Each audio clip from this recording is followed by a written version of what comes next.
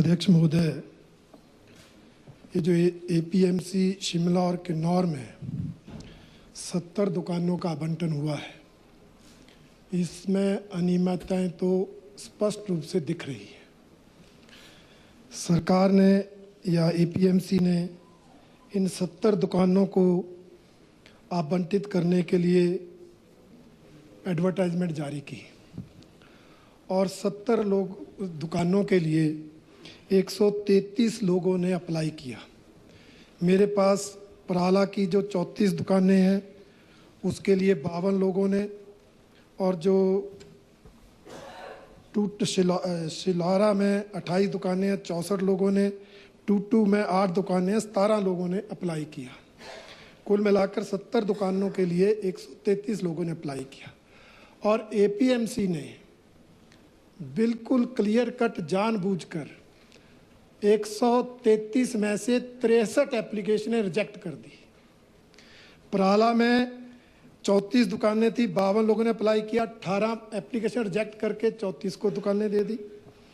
शिलारा में 28 दुकानें थी, 64 एप्लीकेशनें थी, 36 लोगों की एप्लीकेशन रिजेक्ट कर दी।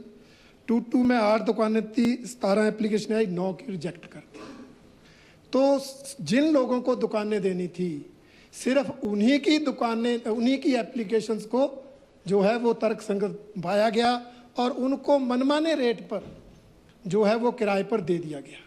जो ये इन्होंने बेस प्राइस बोला है, ये बेस प्राइस से जैसे खुद ही कहा है 150 से 900 रुपये ज़्यादा के रेट पर मिल मिला के दे दिया। जबकि सच्चाई ये है कि पराला में दुकान 80-80 हज़ार रुपये तक किराए पर चढ़ी है। उसके बावजूद भी एपीएमसी ने ये दुकानें 4600, 4800, 4900 रुपये महीने के किराए पर आवंटित कर दी। इसलिए बहुत बड़ा जो है ये गड़बड़ घोटाला हुआ है और आवंटन की जांच भी जो कराई गई वो जांच भी लीपापोती की गई। उन अधिकारियों को ट्रांसफ़र करके इसको दबाया गया, परंतु दुकानों की आवंटन को रद्द नहीं किया गया। और साथ ही जो कहा गया है, जो ये आवंटन नीति 2021 है, इसका भी उल्लंघन हुआ है। इसमें मेरे पास ये पॉलिसी की कॉपी भी है। इसमें जो सेक्शन 4 है, ये सेक्शन 4 क्लियर कट बोलता है कि one shop shall be kept reserve for allotment for sale centre promoting organic inputs, जबकि यहाँ पर ऐसा कुछ नहीं किया गया। कोई दुकान ऑर्गेनिक इनपुट्स के लिए रिजर्व नहीं की गई, इसलिए पॉलिसी का भी उल्लंघन है, आवंटन में भी अनियमितताएं हैं। इसलिए मैं आपके माध्यम से माननीय मंत्री से पूछना चाहता हूं कि क्या कारण थे जो 70 दुकानों के आवंटन में जो 133 एप्लीकेशन आई थी, जो 63 एप्लीकेशनें रद्द हुई, वो किस आधार पर हुई? दूसरा, जो ये आवंटन में अनियमितताएं हुई हैं, गड़बड़ घोटाला हुआ है, उसको देखते हुए क्या इस आवंटन को रद्द करके दोबारा सरकार इसका आवंटन करेगी? और तीसरा, जो आवंटन दोबारा करेगी उसमें ये जो पॉलिसी है अलॉटमेंट पॉलिसी 2021 एपीएमसी की, उस पॉलिसी की शर्तों को माना जाएगा? ये मैं 3 सप्लीमेंट्री आपके माध्यम से माननीय मंत्री से जानना चाहता हूँ। माननीय मंत्री महोदय। अध्यक्ष महोदय, जो हमारे पास पराला में 34 दुकानें थी, शिलारू में 28 दुकानें थी और टूटू में 3 दुकानें थी, अब 8 दुकानें थी। तो इनकी जो अपसेट प्राइस थी, पराला की 4510 थी और शिलारू की 2700 थी और टूटू की 8057 थी और 5157 थी। ये जो दुकानें हैं, इनके बाकायदा जो है वो टेंडर लगाए गए और उन दुकानों के छानबीन करने के बाद कुछ जो आवेदन प्राप्त हुए थे, जिसमें पराला के जो है 15 आवेदन आवश्यक दस्तावेज की कमी के कारण अस्वीकार हुए।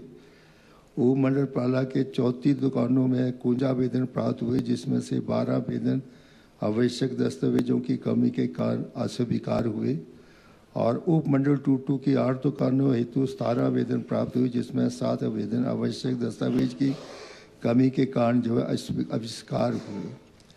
तो जो जिन्होंने आवेदन किए जिसमें कमी थी उनको रिजेक्ट किया, जिनके कमी जो थी वो पूरी कर ली गई थी उनको एक्सेप्ट कर लिया। और जो पॉलिसी 2021 में बनाई गई थी जिसमें फार्मर्स जो हैं 25 हैं, आड़ती लोग जो हैं उनको 50% और सेल्फ हेल्प ग्रुप और कोऑपरेटिव सोसाइटीज़ जो बेला जो फॉर्म्स वगैरह थे वुमेन के लिए 10, ST, SC, OBC के लिए 15, ये उसी पॉलिसी के तहत जो है आवंटन प्रक्रिया की गई।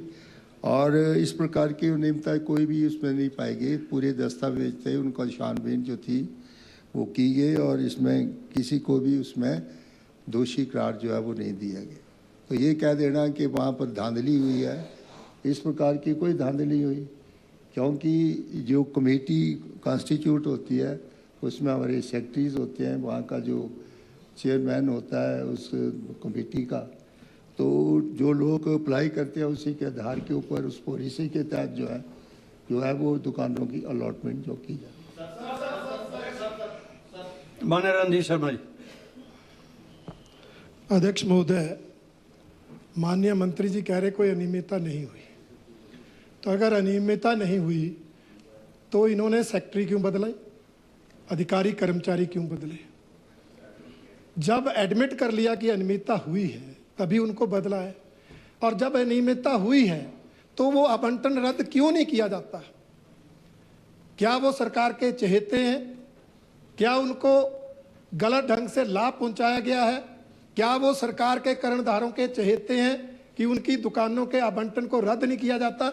मीडिया में खबरें छपी है, सारा कुछ हुआ है, उसके बावजूद भी सरकार आवंटन रद्द नहीं कर रही, जिससे इसमें भ्रष्टाचार की बू आ रही है। दुकानों के आवंटन में ही भ्रष्टाचार हुआ है, ये हमारा आरोप है, और सरकार द्वारा आवंटन को रद्द ना करना इस भ्रष्टाचार को सिद्ध करता है।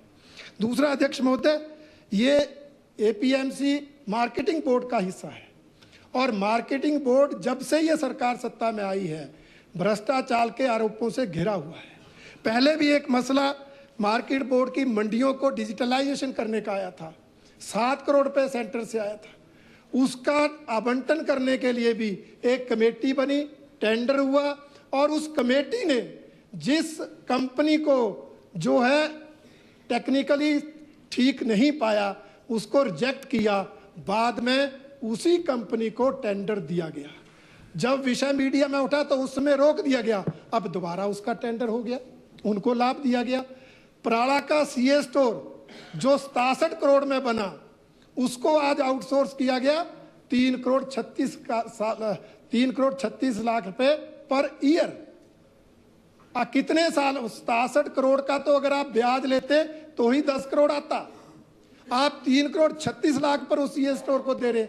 इसलिए अध्यक्ष महोदय, मेरी मांग है आपके माध्यम से, ये मार्केटिंग बोर्ड और APMC शिमला किन्नौर भ्रष्टाचार का अड्डा बना है, इसलिए इन सारे आरोपों की सरकार कोई जुडिशियल इंक्वायरी कराए, जांच कराए और दोषियों को सजा दे, ये मेरे आपके माध्यम से मांग है। माननीय मंत्री जी। वो तो मैंने की। हाँ, असेंबली में जोर जोर से बोल के फजूल के चार्जेस लगाने से आगे इनके पास कोई फैक्ट्स ना लेकर के आए, ये बड़े लंबे चौड़ी बयानबाजी करके ये हुआ वो हुआ। मैंने पहला कहा है कि विदित लोगों ने अप्लाई किया, जिनके फॉर्म्स ठीक थे, जिनकी जो है वो टर्म्स एंड कंडीशन फुलफिल करते थे उनको हमने एक्सेप्ट किया, जो टर्म्स एंड कंडीशंस को फुलफिल नहीं करते उनको हमने रिजेक्ट किया। और पूरी इंक्वायरी करने के बाद उसमें कुछ नहीं पाया गया। जहाँ तक ऑफिशियल की ट्रांसफर्स है, वो एक ऑफिशियल एडमिनिस्ट्रेशन में चेंजेस जो हैं होती रहती हैं। तो इस प्रकार का ये आरोप लगाना कि वहाँ धांधली है, ये है, वो है, यहाँ सेंसेशन करना, प्रेस और मीडिया में बड़ी बड़ी बातें हाँकना, ये कोई अच्छी जो है वो शोभा नहीं। आप पढ़े लिखे समाज के लोग आते हैं, तो आपकी जो है वो बैकग्राउंड एक एडवोकेट्स की है। अगर आपने स्पेसिफिक चार्जेस लाने तो इन राइटिंग लाइए ना हमारे पास, तब तो हम किसी के ऊपर एक्शन प्रपोज करें। हवा में बातें करने की जरूरत नहीं होती है असेंबली में। ये जो सदन जो है इसमें बड़ी बड़ी बातें करना, जोर जोर से बातों को उठाना, इससे कोई जो है वो आपकी जो है वो शान नहीं बनती इस सदन में। फैक्ट्स एंड फिगर्स के ऊपर आप बोलिए, उसका जवाब हम आपको देंगे। और जो आपने चार्जेस आपने लगाए हैं उनको मैंने सब जो है वो जहाँ पर आपको मकबूल उसका जवाब दिया है। There is nothing against that allotment, फिर भी आप बड़ी बड़ी बातें कर रहे हैं। धन्यवाद। मंत्री जी ने ये बोल दिया कि जो भी आप जो भ्रष्टाचार के जो आरोप जो आप महसूस कर रहे हैं, अगर वो लिखित में देंगे तो उसकी पूरी छानबीन करेंगे। हाँ, ये वो मान लिया ना, that is a part of record, that is नहीं, वो जो स्पेसिफिक हुआ है उसके बात कर रहे हैं।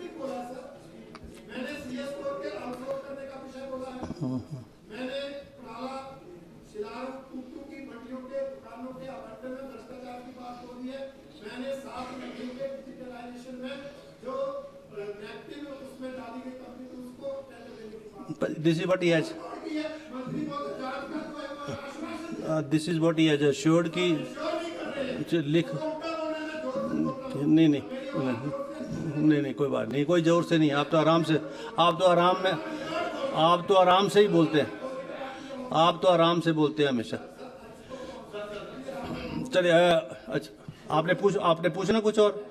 रणधीर शर्मा जी, रणधीर शर्मा। मैं यही बोल रहा हूं लास्ट सप्लीमेंट कि मैंने जो आरोप लगाए हैं वो ऑन रिकॉर्ड लगाए हैं, विधानसभा के रिकॉर्ड में आए हैं। पहला आरोप कि इन्होंने एपीएमसी शिमला किन्नौर में 70 दुकानों के आवंटन में अनियमितताएं बरती, भ्रष्टाचार किया, इसलिए सरकार ने उसको स्वीकार करते हुए अधिकारियों का तबादला भी किया, और इसलिए वो 70 दुकानों का आवंटन रद्द होना चाहिए, क्योंकि उसमें जो एपीएमसी की पॉलिसी है उसकी भी अवहेलना हुई है। दूसरा, हमने सीए स्टोर प्राला को जिस तरह से उसमें टेंडर दिया गया आउटसोर्स के लिए, उसमें भी पारदर्शिता नहीं बरती गई, उसमें भी सरकारी खजाने को नुकसान पहुंचा है, उसको भी रद्द किया जाए। और साथ में जो 7 मंडियों के डिजिटलाइजेशन का मामला मार्केटिंग बोर्ड का है, जो उसी कंपनी को दे दिया, जो इन्हीं सरकार द्वारा बनाई गई कमेटी द्वारा नेगेटिव लिस्ट में डाली गई कंपनी थी, उसको भी रद्द किया जाए, उसकी भी जांच की जाए। ये मेरे आरोप हैं, इसमें लिखित अलग से क्या देना, ऑन रिकॉर्ड तो सारा आ रहा है।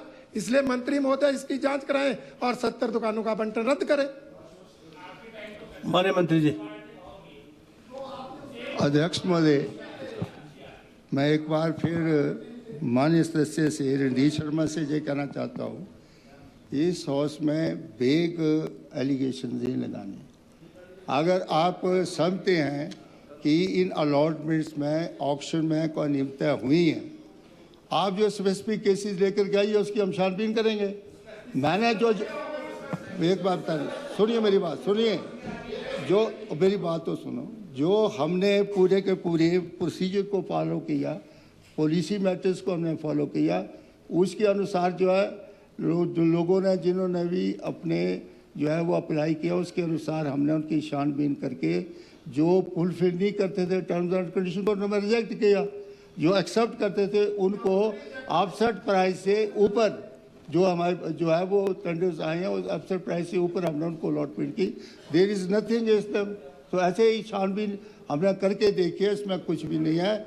और इस तरह के एलिगेशन, बेग एलिगेशन लगाने से अच्छा है कि आप स्पेसिफिक जो है वो चार्जेस जो लगाए हैं उसकी आप जो है वो सबूत लेके आइए, हम उसकी इन्वेस्टिगेशन के लिए तैयार हैं। तो ये बेग चार्जेस जो है वो बिल्कुल गलत है और इसका आधार ही, ये मैं आपको कहना चाहता हूँ। Next question.